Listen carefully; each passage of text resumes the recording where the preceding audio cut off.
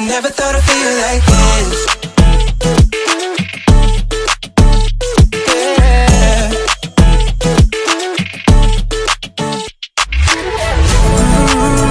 I never thought I'd feel like this. Ooh, never thought I could. Yeah. I never thought I'd be on my shit, be on mine. I'm spending my time in love like I should. No more struggling, I'm all good. Yeah. I never thought I'd feel like this. Feel like this. Feel like I never thought I'd feel like this. Assalamualaikum warahmatullahi wabarakatuh. Shalom, salam sejahtera, Om Swastiastu, Namo Buddhaya, salam kebajikan. Perkenalkan, saya Surisna dan ini rekan saya Rizka Aulia. Kami mahasiswa jurusan manajemen Fakultas Ekonomi Universitas Borneo Tarangan. Hari ini kami akan melakukan wawancara terkait dengan kewirausahaan pada usaha laundry sepatu SR Sosmed. Langsung saja simak videonya. Baik, di sini kami sudah bersama dengan owner dari SR Sosmed. Mungkin sebelumnya bisa perkenalkan diri kakak terlebih dahulu. Iya baik, terima kasih sebelumnya buat Adik Rizka dan Adik Isna. Terima kasih sudah mampir ke tempat usaha kami. Perkenalkan semuanya, nama saya Rizky, saya biasa dipanggil Kiki. Saya salah satu owner dari SR Sosmed. Mungkin Kak bisa ceritakan awal mula dari usaha yang kakak bentuk. Oke, untuk awal mula usaha ini dibentuk itu tepat di tanggal 17 Januari tahun 2019.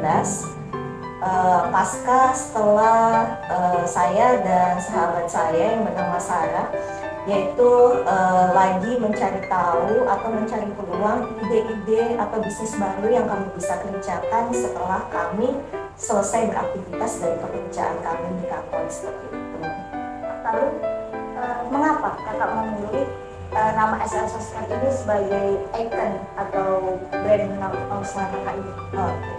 Kalau dari SR Sosmed sendiri, kalau kita ketahui bersama, kalau untuk Sosmed itu kan lebih kepada perawatan ataupun jasa terkait untuk beberapa jenis sepatu. Sedangkan kalau SR sendiri itu salah satu nama singkatan sebenarnya. Jadi singkatan antara nama partner saya dan nama saya digabungkan, yaitu partner saya Sarah dan saya Rizky, sehingga kami menganggap bagaimana nama kita itu mempercayai sebenarnya awalnya. Nama adalah sebuah doa, sehingga kami mencoba untuk meningkat nama kami berdua dan menambahkan Sosmed di belakangnya seperti itu. Jadi Kak, usaha ini tuh usaha sendiri Kak atau terusan mungkin yang diwariskan untuk kakak? Oke, karena kami juga masih perintis, jadi ini usaha baru yang kami jalankan bersama-sama. Dimana pertama kali kakak membuka usaha ini? Awal mula itu kami di rumah saja ya, karena memang modalnya masih sangat minim dan kami juga masih meraba-raba terkait usaha laundry sepatu ini. Jadi pertama kali di rumah bermodalkan dengan mempromosikan melalui media sosial, baik itu di Instagram, Facebook maupun TikTok seperti itu. Bisa ceritakan Kak alasan mengapa kakak memilih usaha laundry sepatu ini? Oke, awal alasannya itu karena melihat ya di kota Tarakan ini kan kebanyakan usaha laundry pakaian, sopas, winbet itu udah dijamkan lah, ada di mana-mana. Tapi kita lupa gitu, saya melihat ada satu peluang bahwa ada yang sebenarnya juga bisa kita laundry selain item-item itu, seperti salah satunya ada sepatu, ada helm, ada tas, seperti itu. Yang saya lihat masih minim sekali pelaku-pelaku usaha yang membuka jasa tersebut. Sehingga di 2019 itu kami melihat memutuskan untuk bermodalkan, karena melihat tiap hari orang pakai sepatu, sandal dan selalu kotor. Kami mencoba untuk membuka usaha laundry sepatu. Awalnya sih cukup rumit ya, karena memang orang pasti awalnya masih antara percaya dan tidak percaya ada ya usaha seperti ini. Tapi lambat laun kami coba melakukan edukasi melalui platform media sosial, sampai dengan detik ini alhamdulillah customer kami terus bertambah seperti itu. Jadi sampai detik ini Kak, usaha kakak ini sudah berkembang berapa tahun? Ini adalah tahun keempat kami dari tahun 2019 berjalan. Mungkin ini untuk struktur ya Kak ya. Di sini bagaimana struktur organisasinya, mungkin pembagian tugas dan ya divisinya mungkin. Iya. Kalau di sini karena kami itu saat ini masih keterbatasan SDM, masih cuma ada 3 orang saja. Jadi kami membagi menjadi 3 item bidang. Yang pertama yaitu di divisi produksi, menghandle terkait stok produk, baik itu dari juga jenis layanan yang in maupun out. Terus yang kedua divisi distribusi, bagian pengantaran maupun penjemputan, baik itu pembeliannya dari luar. Selain itu juga ada divisi pelayanan yang melayani customer baik secara offline maupun secara online, baik secara di luar maupun yang datang langsung ke store kami seperti itu. Bisa ceritakan secara singkat sedikit saja modal pertama Kakak untuk membangun usaha ini itu berapa? Awal pertama modal itu sangat terjangkau ya. Jadi kami itu karena juga masih coba-coba, jadi modal awal itu di sekitaran 500 ribuan. Ya. Sampai detik ini Kak, kira-kira omset berapa pendapatan yang bisa Kakak dapatkan dari usaha ini per bulan? Oke. Untuk omset kotornya saat ini itu kita di kisaran 7 sampai dengan pernah sampai tertinggi itu di sekitar 9. Itu kok omset kotornya Kak? Omset kotor per tiap bulannya. Dalam usaha ini Kak, apa kendala yang Kakak rasakan untuk mengembangkan usaha ini? Kalau kendala tuh banyak sekali ya, apalagi saya sama partner saya itu kan sangat-sangat pemula dan awam sekali. Yang pertama itu kendalanya bagaimana mengetahui dan memahami jenis-jenis bahan-bahan yang ada di setiap sepatu. Seiring berjalannya waktu, kami mencoba untuk mempelajari secara bertahap. Terus yang kedua kendalanya itu keterbatasan waktu. Karena kami berdua itu sama-sama bekerja, jadi kami itu kadang suka keteteran lah ibarat dari segi waktu. Karena bagaimana untuk membagi, karena kan customer kami tahunya ya kita fokus di bidang usaha ini, kita pada nggak tahu kalau mungkin pemiliknya itu ya pekerjanya juga, jadi tahunya kita selalu standby. Jadi di situ sih 2 hal ini yang menjadi tantangan terbesar kami. Untuk pemasaran sendiri Kak, bagaimana cara Kakak memperkenalkan kepada masyarakat, apalagi banyaknya pesaing yang sekarang ada itu, bagaimana Kakak bisa memasarkannya? Oke. Kalau untuk memasarkan kembali lagi ke yang di awal, kami itu selalu melakukan namanya edukasi. Jadi masih awal-awal di 2019, 2020 pas pasca COVID ya, genjol-genjolnya itu pas dekat pasca COVID. Apalagi COVID itu kan lebih menjaga namanya kebersihan, steril gitu. Kami memanfaatkan momen itu di setiap bulan dengan menginformasikan pentingnya menjaga kebersihan sepatu. Terus apa sih fungsinya untuk mencuci sepatu itu secara rutin dan berkala setiap minggunya. Terus bagaimana perawatan tas, bagaimana perawatan helm, terus bagaimana menimbulkan kepercayaan ke customer terhadap kualitas pelayanan di kami. Jadi memang yang kami selalu dicoba bagaimana membesarkan edukasi di media sosial secara konsisten dan berkala sampai akhirnya customer percaya bahwa oh ini adalah tempat yang tepat untuk kami bisa membisikkan produk sepatu, tas maupun helm kami gitu. Jadi untuk pemasaran sendiri ini ada bagian khusus Kak atau semuanya? Oke. Kalau untuk pemasaran itu saat ini kita bagi kedua orang, saya dan salah satu partner saya juga, yang dimana kami saling berbagi. Tiap bulannya kami coba untuk mendesain sebuah konten yang nantinya akan kami post setiap minggunya atau setiap bulannya untuk mengetahui kira-kira di bulan ini kita akan membicarakan tentang apa, terus nanti di bulan depan kita bicarain tentang apa, sehingga orang itu jadi tertata gitu, jadi tahu oh setiap bulannya itu mungkin bulan ini temanya bagaimana cara merawat sepatu, jenis-jenis sepatu, terus apa perbedaan bahan-bahan sepatu, nanti di bulan kedua mungkin bagaimana cara merawat tas, seperti itu. Kami coba untuk mendesain, mengkonsep setiap bulannya itu berbeda-beda dengan berbagai tema.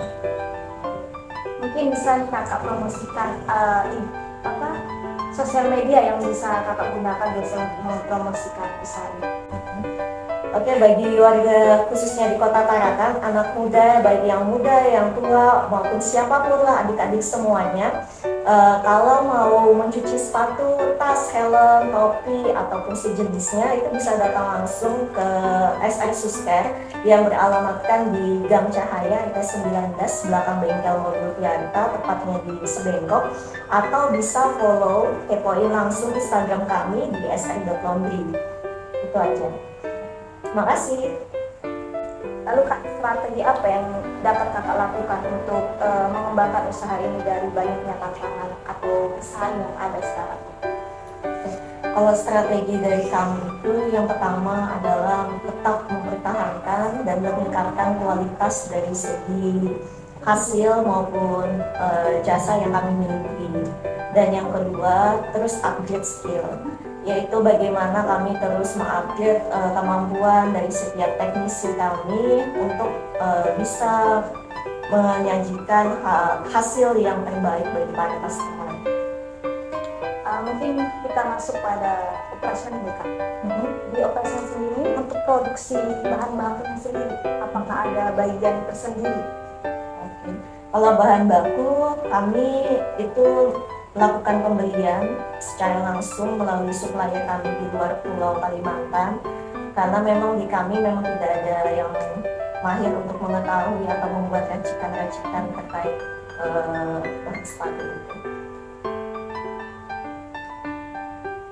Untuk bahan baku sendiri kak, selama kakak membuka usaha ini, apakah ada kendala untuk mendapatkan bahan baku tersebut? Oke, kalau untuk bahan baku sih kendalanya sebenarnya lebih kepada proses pengiriman ya. Karena kan kita tuh antar pulau, saya belinya di Pulau Jawa, terus terkadang kalau beli kan pasti kita jumlahnya puluhan kilo. Dan kalau proses pengiriman kan dilihat dari ekspedisi, kalau yang tercepat kan ongkirnya cukup mahal. Jadi biasa kami menggunakan kargo.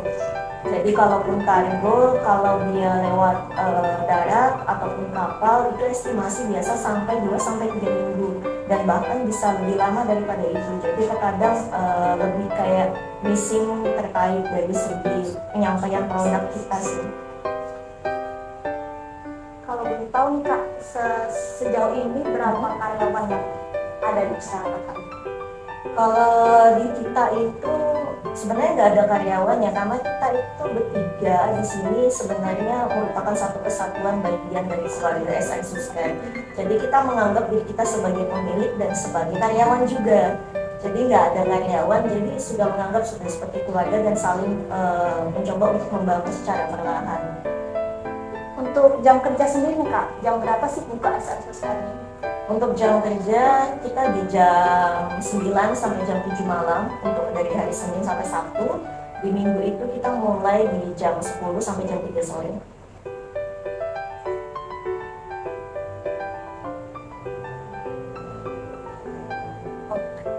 Lalu kak, kan usaha ini kan banyak juga tantangan. Apalagi kakak para yang pembukanya itu wanita. Apakah peran keluarganya sangat mendukung sekali usaha kakak? Peran keluarga itu sangat mendukung karena support dari keluarga itu membentuk kita menjadi lebih bersemangat dalam mengerjakan dan menjadi lebih mengerjakan itu dengan sepenuh hati. Jadi memang peran dari keluarga itu cukup sangat mendukung lah, mensupport kami untuk kami bisa tetap terus berkembang ke depannya. Motivasi apa sih kak yang kakak pegang sampai saat ini sampai bisa membuka usaha ini? Oke. Motivasi terbesar kami adalah karena rata-rata kami itu wanita. Motivasi terbesar adalah bahwa walaupun kita wanita, kita itu tidak terbatas oleh waktu, tidak terbatas oleh apapun yang kita miliki saat ini. Kita dan lelaki itu punya kesempatan dan kemampuan yang sama selagi kita mau mencoba untuk berusaha mencapainya. Jadi tidak ada perbedaan, justru dengan wanita masuk dan wanita bisa setara dengan lelaki dari segi kemampuan, di situ kita bisa membentuk diri kita jadi semakin independen ke depannya. selama buka usaha ini Kak, kegagalan apa yang pernah kakak rasakan atau mungkin kakak merasa usaha ini sudah tidak bisa berkembang lagi? Kalau kegagalan pasti ada ya, khususnya 2 tahun pertama pada saat dibuka, yang dimana kita masih menggunakan modal pribadi, mencoba untuk mengembangkan, jadi banyak sekali dana pribadi kita yang coba terpakai untuk kita bisa putarkan kembali. Jadi setiap ada keuntungan kita nggak coba untuk ambil, tapi kita putar lagi bagaimana untuk bisa menambah item-item yang ada, karena kan kita berawal dari rumahan sampai akhirnya kita bisa punya toko sendiri seperti itu. Lalu Kak, motivasi apa yang membuat kakak akhirnya memilih usaha? Karena kan membangun usaha itu cukup beresiko. Jadi mengapa kakak memilih membuka usaha daripada seperti yang kita tahu kakak sudah bekerja ya? Mengapa kakak harus sampai membuka usaha ini? Oke. Kalau motivasi kami yang pertama, kami itu ingin sesuatu hal, karena kita sadar ya, seperti saya kayak gitu wanita, kalau kita bekerja terus menerus, apalagi kita sudah memiliki pasangan, otomatis lagi waktu kita akan terbatas.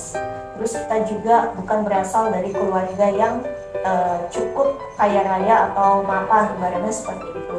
Jadi ketika kita merintis dari awal, harapan kita 5-10 tahun ke depan apa yang sudah kita tabur atau apa yang sudah kami pupuk sejak dini, paling tidak nanti di tahun ke-11 atau di tahun ke-10 kami bisa melihat hasilnya seperti itu.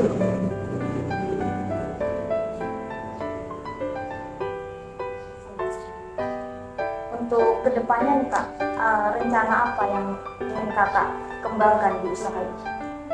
Rencana kedepannya yang pasti tetap mempertahankan kualitas dan layanan yang ada, sambil melirik kota-kota lain di luar dari kota Parakan untuk bisa kita coba bangun cabang-cabang selanjutnya, khususnya di wilayah Kalimantan Utara maupun Kalimantan Timur. Mungkin kakak bisa memberikan pesan dan motivasi untuk kami generasi muda ini untuk bagaimana bisa termotivasi untuk membuka usaha. Oke, kalau untuk generasi muda ya, kalau saya pribadi, yang pertama itu kalau punya ide silakan dituangkan, dikeluarkan, dicatat apapun itu idenya. Ibarat masih kasaran nggak masalah. Terus yang kedua, analisa yang sudah ide kita keluarkan, analisa marketnya itu seperti apa, apakah cocok atau tidak cocok. Terus jangan juga cepat terpengaruh dengan tren-tren yang ada, tapi bagaimana kita coba untuk menciptakan tren yang baru. Setelah 2 hal ini dilakukan, yang ketiga adalah lakukan eksekusi, karena bagaimanapun sehebat apapun ide itu, sehebat apapun analisa itu, kalau kita tidak pernah eksekusi, kita nggak akan pernah tahu hasilnya bagaimana. Itu sih. Mungkin itu saja sesi wawancara ini. Mungkin ada yang ingin disampaikan dari rekan saya. Dari hasil yang dari wawancara kami tadi dapat disimpulkan bahwa buat motivasi kita generasi muda ini, tadi kakak bilang ada 3 ya. Yang pertama, tuangkan ide, lakukan analisa, dan yang ketiga, eksekusi. Modal nekat, modal uang itu nomor 2, kan Kak? Mungkin itu saja Kak. Sebelumnya terima kasih sudah meluangkan waktu untuk kami, dan juga semoga usaha ini bisa berkembang dengan baik. Oke, terima kasih juga sudah mampir di tempat saya. Sukses selalu ya kuliahnya. Baik, itu tadi sesi wawancara bersama dengan owner Esra Soskap. Semoga wawancara ini bisa menambah pengetahuan dan motivasi kita semua sebagai calon pengusaha. Sekian dari kami, wassalamualaikum warahmatullahi wabarakatuh.